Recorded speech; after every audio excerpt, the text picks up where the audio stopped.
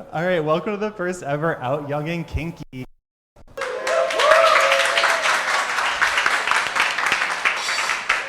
Tonight is Shibari Rope Bondage Night. We have an expert panel with us. We have Boy Dash right here and my partner, Master R. I call him Daddy. We're going to start our conversation in a minute, but I want to announce a raffle that we have going on.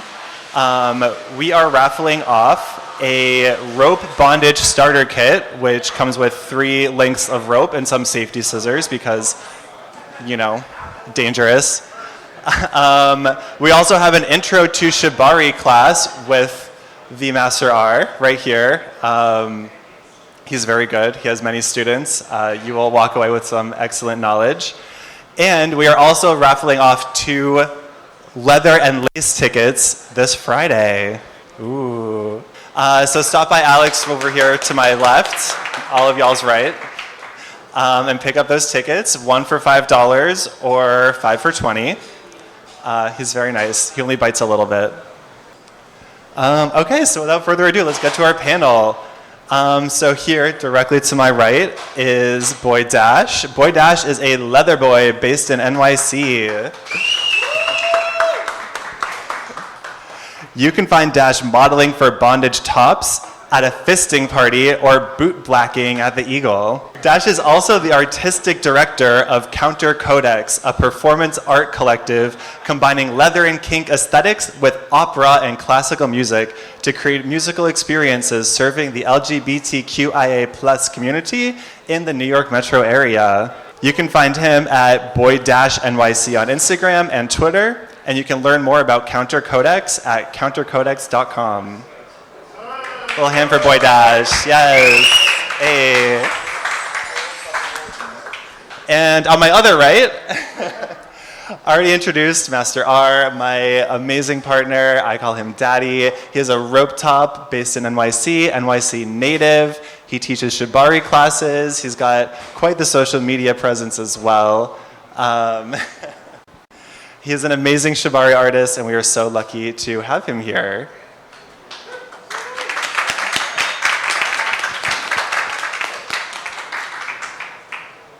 So I want to start our panel off by just asking you guys about how you got started with kink in general and Shibari and rope bondage specifically. Resources that you guys worked with, any mentors or daddies that were in the picture. Tell us a story. Oh, Jesus.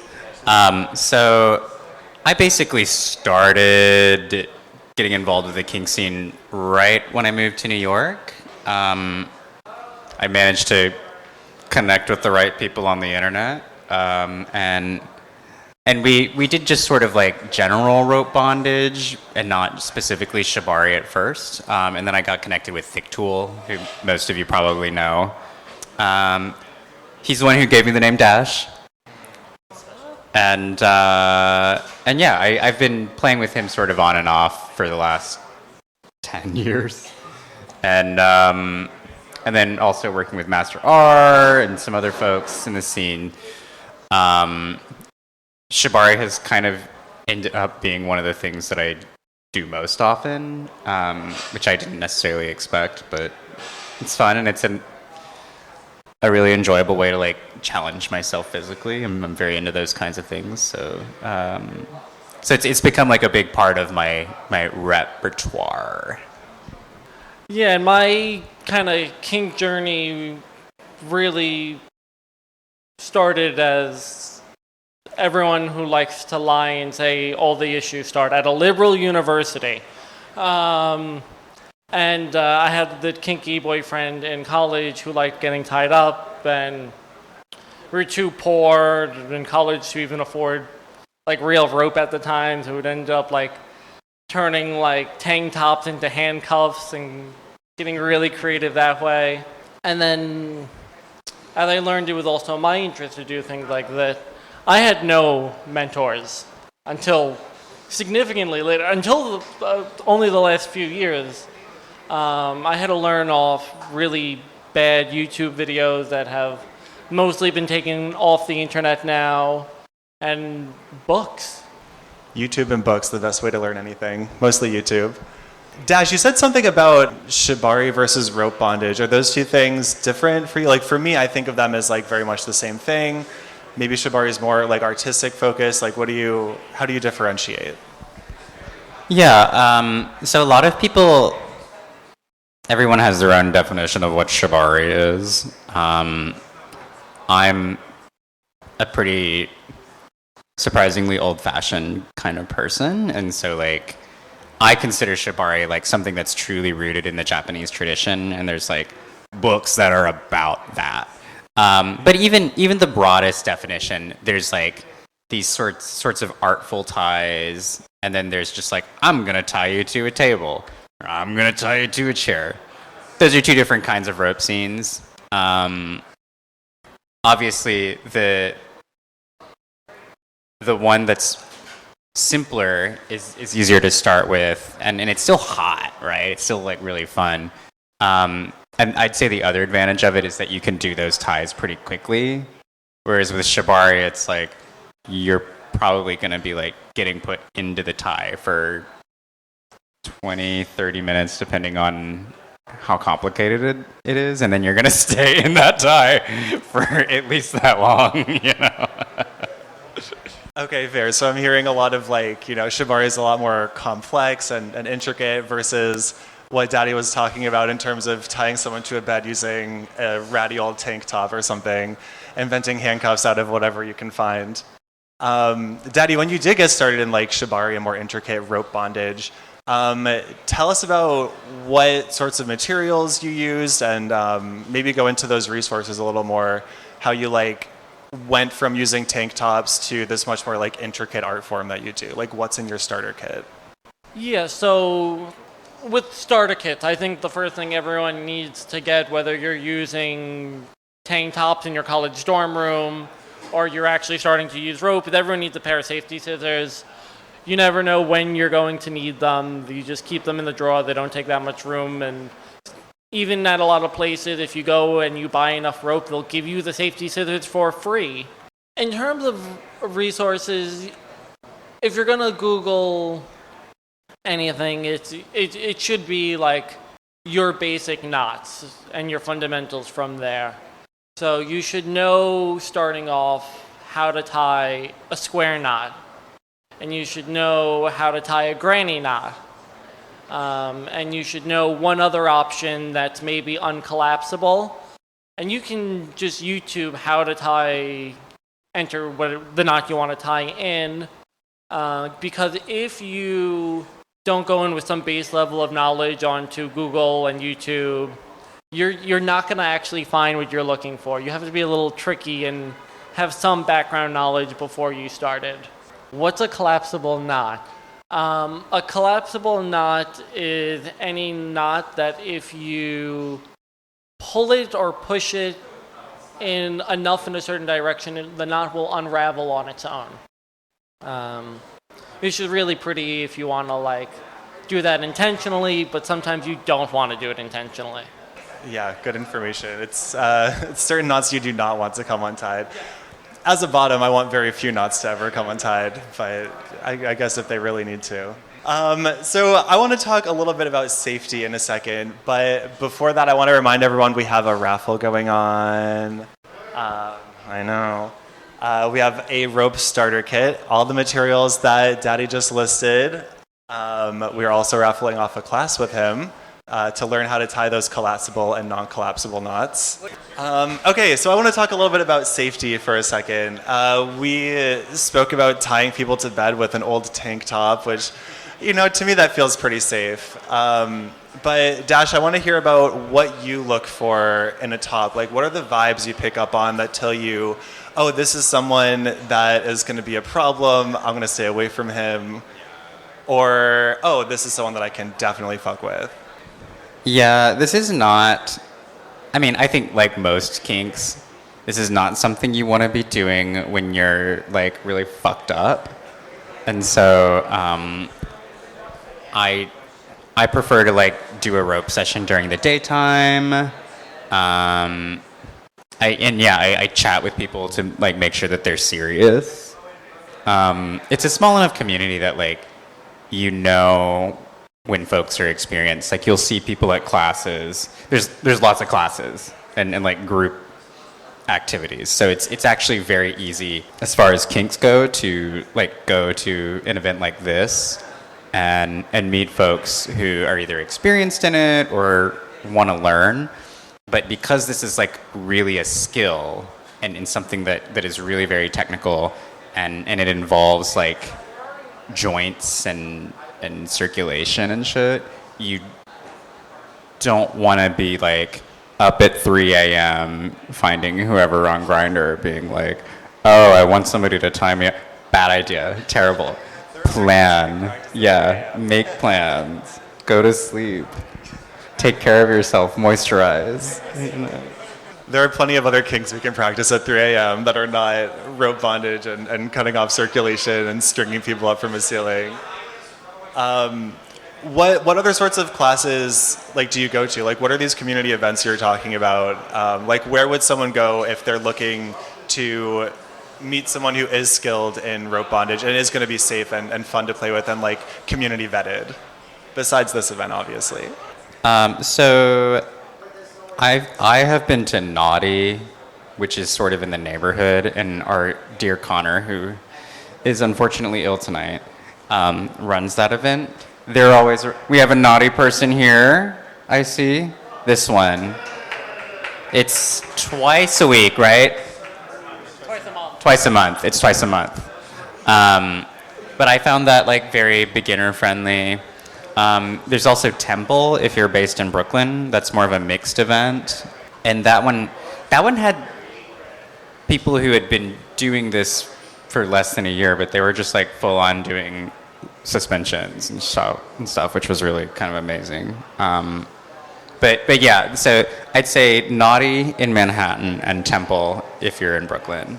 I would also just throw out there like Queer Rope Social is also a great place to meet people as well. Lower Manhattan, I don't remember where Queer Rope Social is, but somewhere in they have an Instagram, everyone does. All right, cool. So look up Queer Rope Social, Temple, Brooklyn, and Naughty, New York in Chelsea. Very hip. Temple without an E. I'm getting Temple without an E. Thank you. While we're on the topic of safety, Daddy, do you want to talk about some of your safety considerations as a rope top? Yeah, I have a lot of different like safety considerations I go into, especially with new people before I tie them up. I have a whole like long questionnaire that I go through. Some of the big things that I talk through and go through with someone, especially if they're new and they may not know about rope bondage, is if they are on, or I should say, if they have diabetes, that is a consideration. Or are they eating before they get tied up because I don't want them with the blood restriction to be passing out? That's a consideration.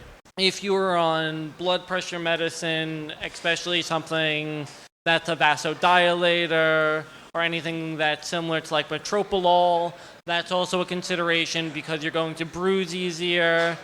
Your heart rate's going to be slower. It's going to be harder for your body to circulate blood if I put rope on you. And that's a big consideration as well. Any open wounds or lacerations, that's a little bit easier. Normally they're going to undress for you to tie them up. If they have new tattoos, you might want to wait a couple weeks for those tattoos to heal up. You don't want to smudge that ink. You paid a lot of money for it. Those are the main safety considerations I've had. I've had a couple like scary stories. And the reason why I bought jute rope for the raffle is because there was a time I was working with mostly hemp rope, and I had someone come over to get tied up, and they turned around to me and they went, "Oh, by the way, I'm allergic to hemp." So now I keep a mixed collection of hemp and jute that's kept separately for allergy purposes now. Yeah, imagine breaking out into hives while you're tied up with non-collapsible knots. Okay, Dash, I want to ask you about your about comfort for you.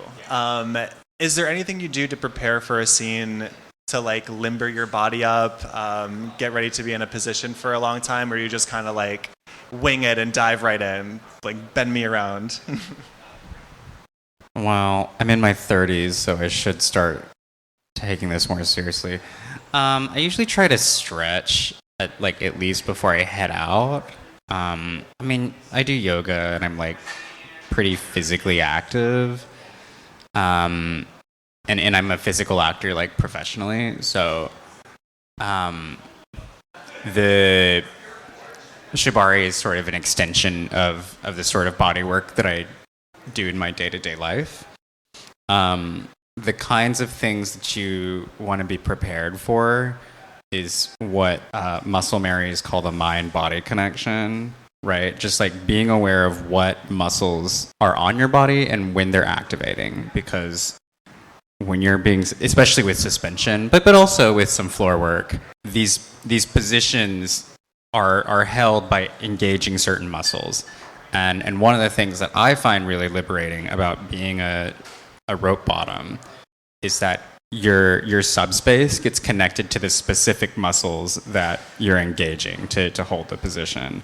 I'll say suspension kind of requires a lot of core engagement, I've found. I don't know what your experience has been, but yeah, a lot of this to sort of keep everything taut. So just like be aware that it's very much not a passive kind of bottoming. It's very, very much like an active communication between the top and the bottom. And that's something that I love about shibari, especially.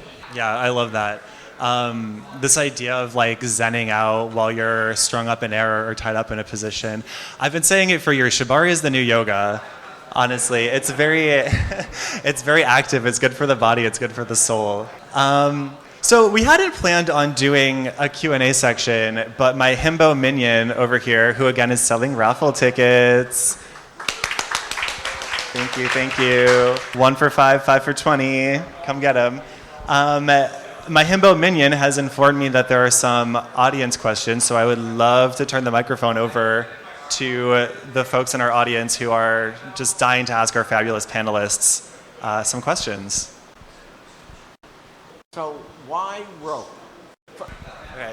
So the question was, why rope? Why not other methods of restraint? I think this is a great question because for me, one of the benefits of other restraints is fast, right? Like if you are really just trying to get down and dirty, someone can slap some handcuffs on you and you get to business, right? Rope takes a lot more time. So I think it's a great question. Why rope? Well, I'll start. Hi, Griffin. So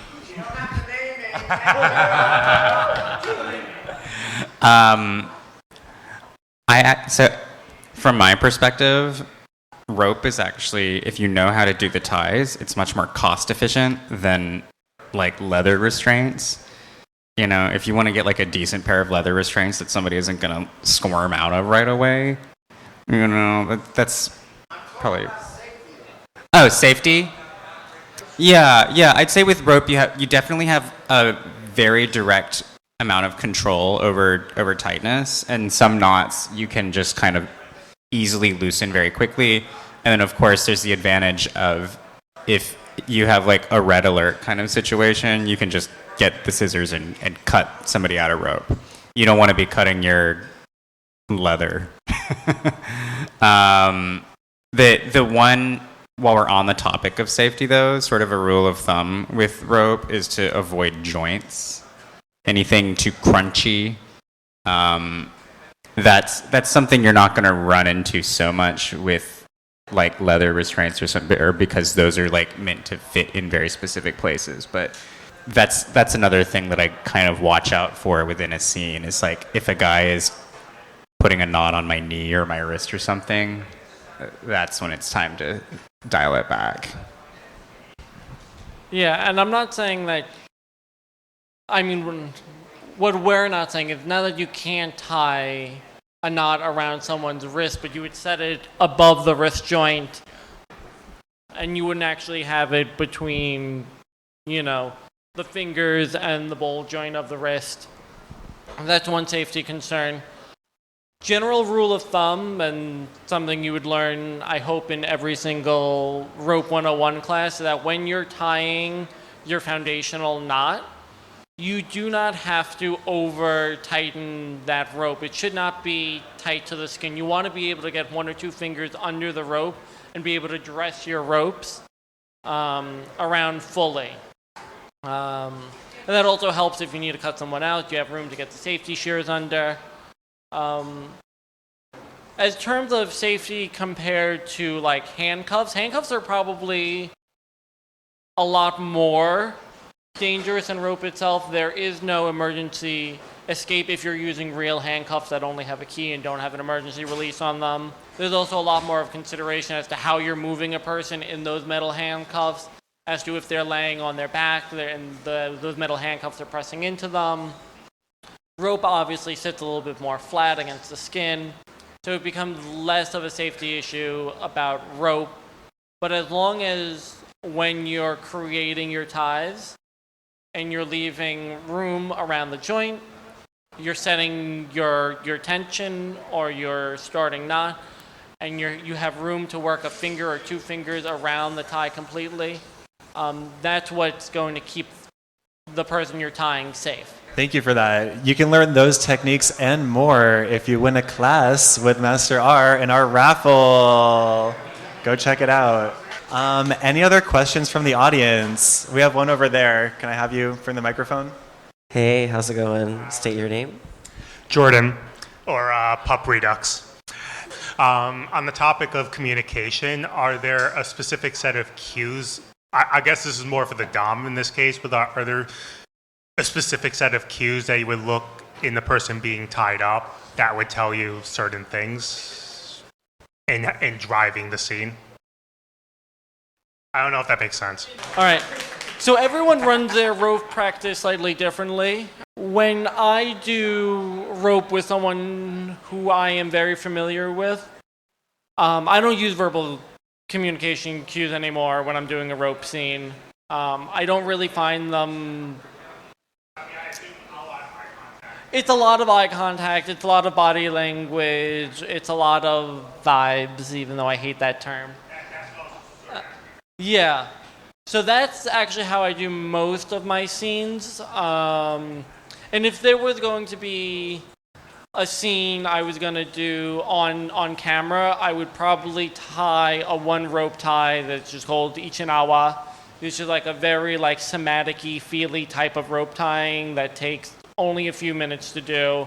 And it's a good sense for me to gauge the comfort level of that person in rope before we start turning on cameras and setting up whatever big tie we're going to be doing. It just helps me establish some type of trust and communication with them. But yeah, general like safety rule of thumb, if you're playing with someone new, don't gag them. Make sure you're able to have verbal communication at all times with a new person. Taking out those verbal cues is something that gets taken out over time. You're not a bad sub if you are aware of where your limits are. I'm like one of the first subs to be like, okay, that's too much. I need a break now. And when as you develop like a relationship with your play partners, you can finesse how that communication looks. I'm a very verbal communicator, so I will just be like, I am now ready to like slow down for a second here. There is one person that I play with who pushes my limits, and he does this sort of like finger rule where like you know exactly who this is, I'm sure.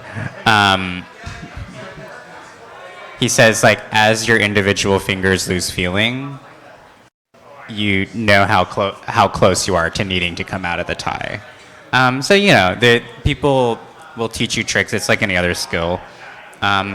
But mostly communicate. I think I usually don't do gags on a first play date. And you know that first meeting is always about establishing chemistry anyway, right? So these are advanced kinds of play, and so they necessitate multiple sessions to if you really wanted to do it. Yeah, so I'm hearing a lot of communication is key. It's okay to use verbal communication, especially in your first meeting. A lot of people feel a little bit weird about using verbal communication in these scenes because it almost feels like it takes you out of it. But even if it does, right, that's just one scene. You're likely going to play with this person again. You can learn each other's body language and vibes and like establish a way to communicate that as a sub, you're uncomfortable, even if you can't use your mouth to like let your top know that, you know, it's time to stop. So nonverbal safe words almost to kind of like keep you in that scene. That'll develop over your relationship with the new top. That's great. Thank you guys. Oh, we have one more. Okay. Yeah, which also means since I will now lecture the tops. Tops, if a sub says they have to come out of a tie, it doesn't matter what the reason is. Control your emotions in that moment. Just say, yeah, no problem, we'll get you out of it. It might be like a little bit upsetting for you, but safety always has to come first, and you can have a hissy fit when the person who's tied up in rope feels safe, and then you can feel all the emotions you want. Do we have another audience question? Oh, himbo! Hi, it's a little bit of a follow-up on something that each of you just said. Dash, I was hoping you could talk a little bit about headspace and what happens for you with Shibari. And Master, I was hoping that you could talk a little bit about creativity and how you decide what design looks like or what experience you want to create for your bunny or your sub. Okay, well, I mean, I was asked the question first, right? I will say that when it comes to Shibari specifically, it's actually quite a different headspace than if I were to do like GIMP play or sensory deprivation or even fisting. Actually, not so much fisting. Shibari, as I said before, is a much more collaborative kind of play because as the bottom, you're engaging yourself physically in order to maintain the tie. And so it's my subspace there is not like a disappearing kind of sensation. I'm actually very present and very connected to my body and to what the top is doing. And I think that also goes hand in hand with the kind of communication that is involved with it, right? You're just going to be more lucid when you're actively participating in that way than if you were disappearing into subspace like you might in other kinds of play. I always just assumed you counted sheeps when you went there. Okay, and you asked me about creativity and how I get some of the crazy ideas I have. Alright, so my general rule of thumb, and then it's just me because I am grumpy. Once I see 3 or more people do something on the internet, I no longer want to do it anymore. So that's where a lot of my creative ideas come from. I was working on an idea of using weights and pendulums in suspension about 2 years ago. And it's not an original idea by any stretch, but it's something that had gone out of style, and I was thinking about creating a new tie, and I was planning the tie out, and when I do ties, I actually sketch them by hand first before I actually put them on a person or I try to suspend anything in there. I actually sketch them out. And all of a sudden, I saw one person do it on the internet, and then I saw another person do it on the internet, and I went, oh man, the trend came back in style. And I scrapped the entire project because for me, with being a creative, I never want to be chasing a trend. I should be the one as an artist making the trend happen. I shouldn't be chasing someone else's idea down. And I have a mentor. Once I left college and I got more into the rope team in New York, I did eventually get a mentor in person, Master Ming, whose handle is Kink Baku, and then add a number after it because he's been banished from the internet so many times. And you can put our 2 works next to each other and you can see the family resemblance. They're not exactly the same, but you can tell that we come from the same style, and he has his way of doing the design and I have my way of doing the design. but I never want to be in a situation where I feel like a copycat. I want people to be copying my work, not the other way around. So learn from your elders, but don't chase trends, make trends. Yes. And live in your subspace, but stay present when it's important. Good advice, you guys. Any other questions in the audience? Don't be shy. No? Okay, great. I think we can start to wrap up. Do you guys have anything you want to plug? Yes, actually. We are about to do the press release for the next Counter Codex show. So we were talking about this earlier in my introduction. I run a performing arts collective called Counter Codex. I'm an opera singer by trade, and I wanted to create musical events that are specifically catered to queer leather audiences. So I took the classic meets fetish model and then zhuzhed it a little bit. Our next show is at the Cell in Chelsea. It's about 4 blocks away from here. And that is going to be December 13th and 14th. If you want to know more about my work, you can come find me. I will be glad to tell you all about it. All right, thank you so much. Can we get a hand for Boy Dash?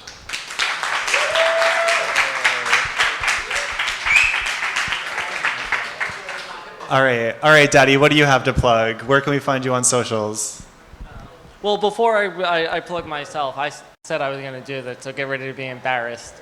Dash also runs one of the oldest leather shops manages. And it used to be full of very traditional items that you would find in a leather shop. And since you've taken it over, you've modernized the vast majority of the shop. Bigger dildos. And you've gotten bigger dildos. You've gotten chastity devices in there when there weren't chastity devices in there before. You've gotten electro toys in there now. Like, you have done so much to the shop to bring it into this century. The masturbators talk to you now. Yes. To the modern century. Because that shop was definitely still in the 1980s before you started there. And you have dragged the shop through to being a very now modern shop. And you don't get enough credit for doing that, because I know how much you had to fight to do that. All right, now I can plug all my shit. So I am also doing an event at the Cell Theater, because the Cell Theater is very kink friendly and they let us do almost whatever we want to do there. So I'll be hosting a live Shibari art gallery. It will be myself and 5 other Shibari artists: Woodbound, Thick Tool, Sir Malice, Trixie LaPointe, and Soft Daddy.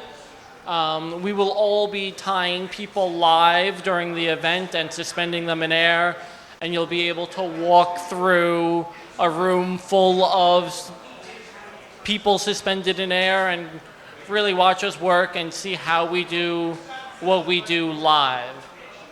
In terms of socials, Instagram is YoungDomNYC with an underscore. The Twitter is just YoungDomNYC. So that's where you can find me on the interwebs. For information about Bound Affairs, everything is linked in my bios on social media, but there's also boundaffairs.com that you can also go to and get tickets to come see us at the Cell Theater.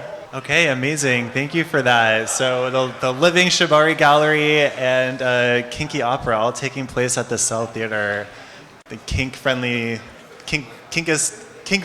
theater in Chelsea.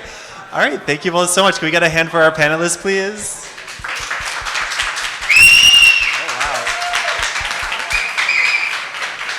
wow. Okay, I just want to remind everyone one more time, we have a raffle going on.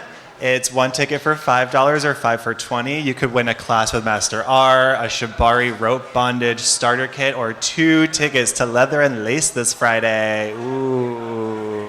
All right, thank you all for joining us for our first ever OYNK event. We have another one coming up next month for October. We are doing a panel on male chastity, so come back for that, and we'll have some brand new guests to talk to. Thanks, everyone.